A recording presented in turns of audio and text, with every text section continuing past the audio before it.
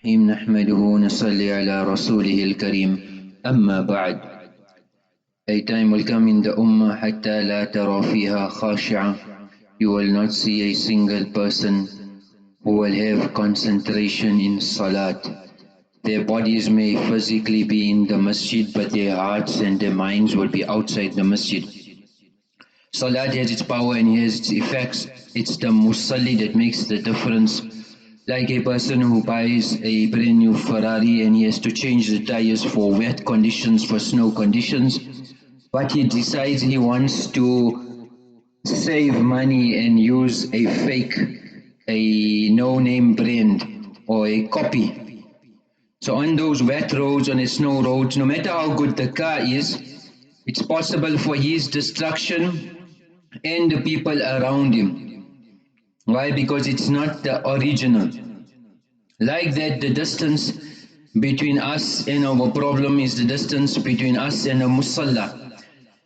Salat will do its job. Salat is a powerful amal. It's up to us to decide what level, what percentage of purity and genuineness we want to put in it. A person's life is as beautiful and as splendid as his salah. So a person wants a splendid, he wants conditions to be correct, it's based on his salah. So if a person is looking for a doctor for his sickness, then turn to salat. Salat is the best doctor. If you're looking for a lawyer to solve your problems, then turn to salat. Salat is better than any attorney. If you're looking for medication and you're going to a pharmacy, the best medication is salat. If you're looking for a treatment in any hospital, then the best treatment is salah, the musalli. If you're looking for a good salary, barakah, for a good employee, then salah will bring the barakah. If you are looking for protection, then salat will bring protection. If we are looking for cleaning our slates and wiping out and erasing our guna, then salat will wipe out guna.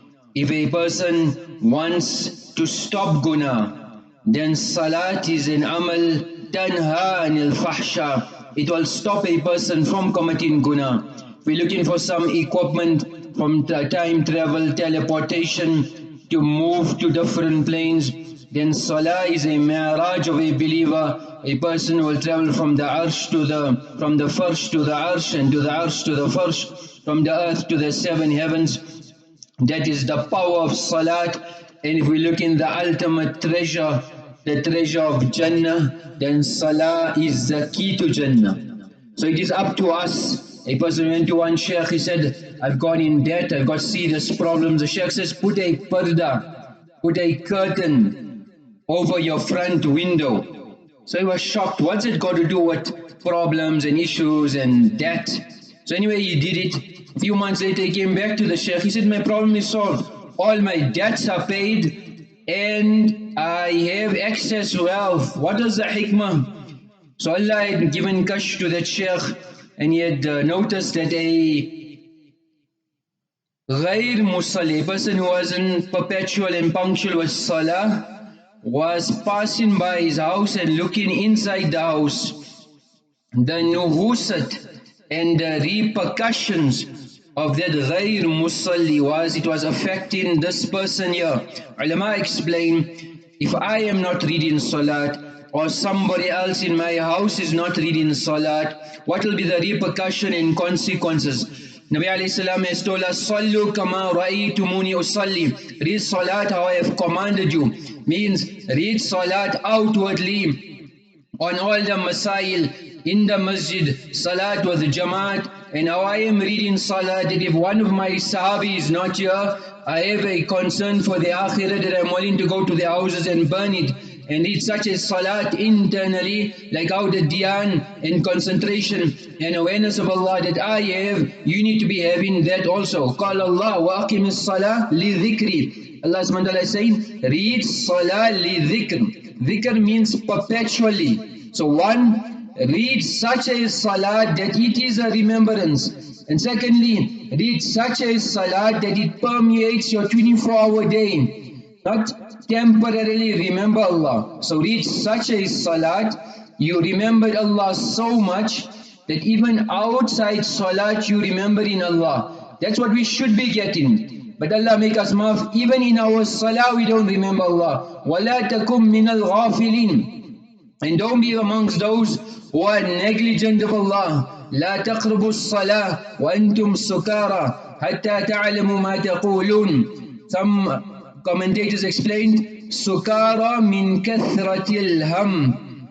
Don't go and read salat when you are intoxicated with worry and grief. What grief? Bi-ihtimami umuri dunya. Grief of dunya. They don't read salah. This is a type of intoxication. Wahb ibn Munabbah used to say, Tabihun ala sukari dunya. This is a warning from the intoxication of dunya. And Allah subhanahu wa ta'ala has mentioned the illa hatta ta'lamu ma taqulun. That what you are saying you don't know. We're saying Allahu Akbar. Allah is the greatest, yet at that point where we praise in Allah, the climax of praises, there is a climax of negligence. وَكَمْ مِن مُصَلٍّ لَمْ يَشْرَبْ خَمْرًا. And he used to say, how many musallis have not drank alcohol and have become intoxicated? وَهُوَ يَعْلَمُ مَا يَقُولُ فِي صَلَاتِهِ. And he has no awareness at all what he's saying in his salat. He's got no dhyan whatsoever. That's why when we read salat, إِذَا صَلَّيْتَ فَصَلِّ صَلَاةً مُوَدَّعٍ. We should read salat like it's the last salat of our life. Ulama explain three types. مُوَدَّعٍ لِنَفْسِهِ. That you and your nafs, you're going to stay far away from nafs. When I'm reading salat, I'm making an intention, I'm not going to let this nafs control me. Two, muwadda'in li hawahu. My hawa, my ambition, all of my desires which shall take a person to her Jahannam, I am making war with my desires. Muwadda'in li umrihi sa'iran ila mawlahu. That he is going to die and he's going to go to Allah. So in the salat, he's preparing the meeting of Allah. Like how salat is like a meeting with Allah, there'll be one day when we die. So we are like as if we are preparing to meet Allah. But this for those people who have this khushu and dhyan. مَنْ لَمْ تَنْهَوْ صَلَاتُ عَنِ الْفَحْشَاءِ وَالْمُنْكَرِ لَمْ تَزِدُوا مِنَ اللَّهِ إِلَّا بُعْدًا. Whoever's salat does not stop them from guna and ma'asiyat, they will go further away from Allah subhanahu wa ta'ala. Shaykh Manawi says, Ala ishtiratil khushu fi salah. Imam Ghazali has stipulated that concentration is a requisite of salat. لأن صلاة الغافل لا تمنع من الفحشاء. Because a person who's negligent of Allah does not stop him away from guna. The sign that you are staying far away from guna is a sign that your salat is correct. Ibn Masud used to say, مَنْ لَمْ تَزِدْهُ مِنَ اللَّهِ إِلَّا بُعْدًا مَنْ لَمْ تَأْمُرْهُ صَلَاتُهُ بِالْمَعْرُوفِ وَتَنْهَاهُ عَنِ الْمُنْكَرِ.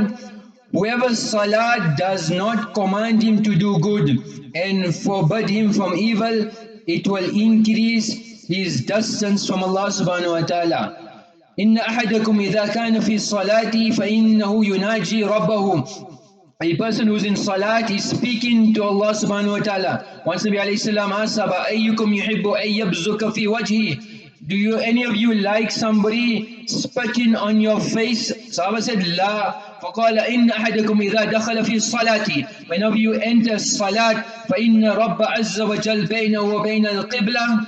That your Allah is between you and the Qibla. Allah is in front of you. فَكَيْفَ تَكُونُ مَعَ الْغَفْلَةِ. How can you ever have this negligence and this inclination to Allah subhanahu wa ta'ala? Hazrat Bakr bin Abdullah used to say, يا ابن آدم إذا شئت أن تدخل على مولاك بغير إذن. If you want to enter to your Allah and meet your Allah, then do it. So he said, how will we do that? تسبغ وضوءك وتدخل محرابك. Make wudu and enter your mihrab. فإذا أنت وقد دخلت على مولاك.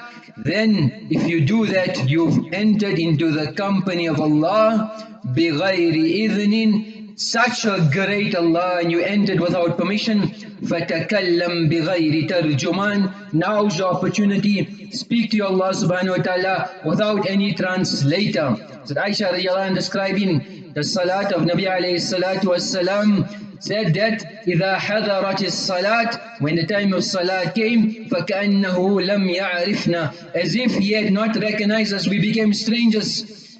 Because of the azamatillah, of the greatness of this salat, كَانَ يُسْمَعُ مِنْ صَدْرِهِ أَزِيزٌ كَأَزِيزِ الْمِرْجَلِ. Like a boiling kettle, the sound would emanate from Janabi Rasulullah sallallahu alayhi wa sallam, حَتَّى كَانَ يُسْمَعُ فِي بَعْضِ سِكَكِ الْمَدِينَةِ, until the crying would be heard in the gullies of Medina Munawwara. وَكَانَ سَعِيد التَّنُوخِي used to say, إِذَا صَلَّى لَمْ تَنْقَطِعْ الدُّمُوعُ مِنْ خَدَّيْهِ عَلَى لِحْيَتِهِ. People said when we witnessed Sa'id reading Salat, then the tears would flow from his cheeks on his beard. And Ishaq bin Ibrahim says, كُنْتُ أَرَى سَعِيدًا مُسْتَقْبِلَ الْقِبْلَةِ. I used to see him reading Salat.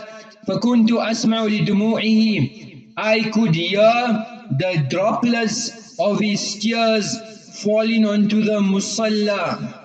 Nabi alayhi salam seen somebody and he said, if you had khushu, there wouldn't have been this movement. Somebody asked Khalaf bin Ayyub, don't the flies affect you in Salat? He said, how is it possible that I can destroy and wipe out my Salat? He said, I need to make sabr. بلغني أن الفساق يصبرون تحت أصوات السلطان. That when a ruler punish the fusaq and the transgressors, then when the lashes hit them, they are patient. وَيَفْتَخِرُونَ, they are proud of that, and they are arrogant to show that they are not getting pain. And they are in their arrogance proud. I am standing before Allah, how can I be proud? He said about Hatim, فَاتَتُ جَمَعْتُ مَرَّةً, one day his salat became, he must salat with Jamaat. فَعَزَاهُ بَعْضَ أَصْحَابِهِ, some of his companions came to visit him and sympathize with him and console him. So he started crying. He said, لَوْ مَاتَ لِي إِبْنٌ وَاحِدٌ, if one of my children pass, لَعَزَانِ نِصْفُ أَهْلِ الْبَلْخِ, half of Balkh would have been here to console me. And now an entire Jamaat has come. Imagine, وَأَنَّهُ لَوْ مَاتَ لِي أَبْنَائِ جَمِيعًا, if all my children had to die now, لَكَانَ أَهْوَنَ عَلَيَّ مِنْ فَوَاتِ هَذِهِ الْجَمَاعَةِ, that would have been easier for me than missing Salat with Jama'ah.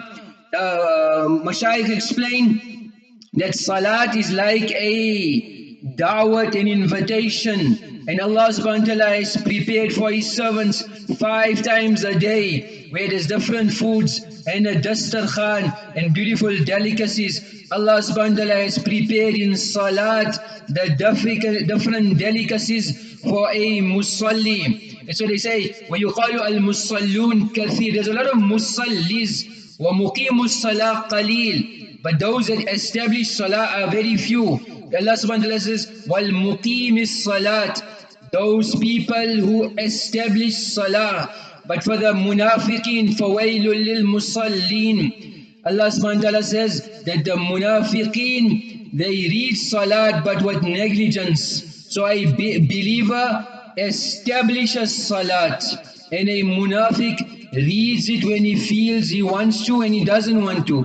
He has concentration when he wants to and he doesn't want to. Types of salat, ulama explained, is aam and khas. فَيَأْتِ فِي الصَّلَاةِ مَعْ حُرْمَةٍ, a person comes to salat, this is a special salah, we have the reverence and the sacredness of salat. وَيَقُومُ بِالْيَقِينِ وَالْهَيْبَةِ, he stands with yaqeen and awe of Allah. وَيُؤَدِّيهَا بِالتَّعْظِيمِ, and he completes it with the reverence and the veneration of Allah subhanahu wa ta'ala. وَيَرْجِعُ مَا الْخَوْفِ, and he returns with the fear that the salat is not accepted. وَأَمَّا الْعَامِ, and the general one is, he will come al-ghafla, total negligence. وَيَقُومُ بِالْجَهْلِ, and he will stand with ignorance. وَيُؤَدِّيهَا مَعَ الْوَسْوَسَةِ, and he will read it with waswasa and wasawis of shaitan. He will be thinking of everything of dunya. وَيَرْجِعْ مَا الْأَمْنِ. And he finishes salat contented and confident that he's done the salat, how he should have performed the salat. That is a general type of musalli. To get this concentration, we need to first come early. We try to be in the masjid. At the time of adhan, the masturat should be in their places where salat has been stipulated. Then our dhikr and adhkar, we need to be making the adhkar properly. Then the nawafil which has been highlighted, read it with khushu and awareness of Allah. Then when we start salat, Allahu Akbar, Mawlana Farooq says, one is you left your shop and you left your business to come to the masjid. That's external leaving. When you say Allahu Akbar, internally your heart must leave dunya. And when we say that takbir, oh Allah, you own everything, you control everything, everything belongs to you and you are important, my heart will not go to anything else. And in the first rakat, imagine that we're standing in front of the Kaaba in the Baytullah, and the second rakat, imagine we're going to the Arsh of Allah, and the Anwarat and the Jalli of Allah is in front of us, and then every tasbih, and every dhikr, every Allahu Akbar, when we move into ruku, think, did my attention go away from Allah from the first posture, now into ruku, I'm not going to let shaitan get to me. When every movement we think, the previous one, Allahu Akbar, did shaitan get the most of me? Allahu Akbar, I'm not going to let him get the most of me. Thoughts may come, but we should not entertain those thoughts. Imagine when thoughts come, turn to Allah. When we visit somebody important and his dog's there, we don't jump over the fence and fight with the dogs, but we call the master, he'll sort the dogs out. Pakon Mufti Mahmud, when you have this wasawis, turn your heart to Allah. When making tilawat and the adhkar, try to ponder on the meaning of all of it. And when we come to the end of, in the first ruku, Maulana Yusuf used to say that in the first sajda, imagine you are in the womb of your mother, you are worth nothing, you are a drop of sperm in the darkness. Then come up from the first sajda, you're in Jalsa now and you are reading the du'as. That's the time that your life in this world. And when you go in the second sajda, imagine you're going to go in the qabr now and prepare to die. And when we end our salat, Allahumma inni zalamtu, may tawbah and istighfar. Ya Allah, I never read the salat how it should have been read, kama kana haqqu, how it should have read. Ya Allah, I never did that. Ya Allah, please make me maaf. Mawlana Ilyas used to say that kulla yawmin huwa fi sha'an. Tell Allah that, Ya Allah, I read salat how I could. Now show me your shan and your greatness. Ya Allah, you accept my salah. They say 4 things are immersed in 4 situations, and the climax are in 4 places. The happiness of Allah is in His obedience, and its climax, the house, is the generous people. The anger of Allah is submersed in sins, and the climax is found in the houses of the stingy. And risk and sustenance and excessive risk and sustenance is found in amal and the rewards, and the climax of that is the musalli. And the 4th, that constraint in your risk is found in the punishments, and the climax of that is those that are negligent of the awamir of Allah subhanahu wa ta'ala and the commands of Allah subhanahu wa ta'ala. That's why the wise people say that when you engage with 6, then make sure you engage in other 6 things. First, when you see people doing a lot of amal, bi husni amal, make sure your amal are better. When you see people are involved bil fadail, make sure bi itmam al faraid, you are completing your faraid. Bi islahil alaniya, when people are worried about reforming the external, bi islahil sir, reform your internal. And when people are worried about bi uyubi nas, of the faults of others, worry about bi uyubi anfusikum, worry about your own faults. And when people are worried about inhabiting the dunya, worry about bi amarat al-akhirah, making the akhirah abad. And when people are worried about bi talabi rada al-makhluq, with the happiness of the creation, then you worry about the happiness of Allah subhanahu wa ta'ala. Let us try to be paban with the amal mentioned, to read Ayatul Kursi. A Sahabi, Abu Ayyub Ansari, and another Ubay bin Ka'b, with one of the shayateen. He told him something. I will tell you a secret. Inni dhakiratun laka shay'a. I will tell you some ayah that if you read it, shaitan will not come to you. So when the Sahabi told Nabi alayhi salam, he said, Sadaqal khabith. That khabith, that shaitan spoke the truth, that if you read Ayatul Kursi, the shayateen will not come to you. And try to make it a habit of reading this dua morning and evening. Allahumma kfini bihalalika an haramik wa aghnini bifadlika amman siwak. If we read this dua, a sahabi came, somebody came to Hazrat Ali radiallahu anh, they had a lot of debts, they had a lot of problem, humum, they had grief, and duyun, they had debts. They were told, read this dua, may Allah give us tawfiq of making amal, wa akhiru da'wana anil hamdulillahi rabbil alameen.